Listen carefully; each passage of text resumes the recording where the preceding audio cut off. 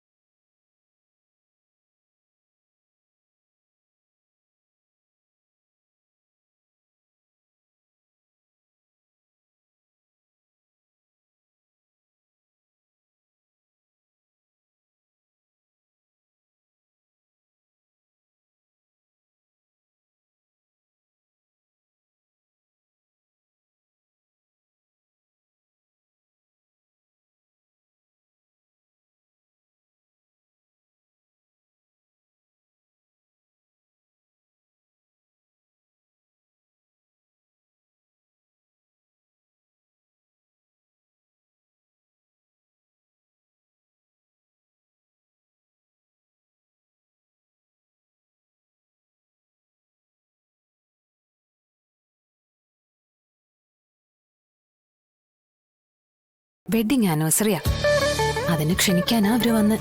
എന്നിട്ട് എപ്പോഴാ നമ്മള് പോകുന്നത്? ഇന്ന് പോണോ? ആ, ഇന്നെന്തിനാ പോണേ? നാളെയല്ലേ പരിപാടി? അത് പപ്പിയുടെ കൂടെ കളിക്കാൻ വേണ്ടിട്ടാ വിളിപ്പ് ചോദിക്കുന്നത് അല്ലേ? അതെ, പോകുന്നത് നമ്മൾ 3 പേരും കൂടിയാ. ചടങ്ങ് കഴിഞ്ഞ അപ്പൊ തന്നെ നമ്മളിങ്ങനെ തിരിച്ചു പോരുകയും ചെയ്യും. അപ്പൊ തന്നെ പോരണോ അമ്മേ? കുറച്ചു നേരം കഴിഞ്ഞു പോന്നാ പോരെ? ബിഗ് ഫ്രണ്ടിനെയും പപ്പിയൊക്കെ കണ്ടിട്ട് പെട്ടെന്ന് എങ്ങനെയാ പോരുന്നത്? അതെ മോളെ, അതൊക്കെ നമുക്ക് അവിടെ ചെന്നിട്ട് തീരുമാനിക്കാം. ഇപ്പൊ മോൾ അകത്ത് പോയി പഠിക്കാൻ എന്തെങ്കിലും ഉണ്ടെങ്കിൽ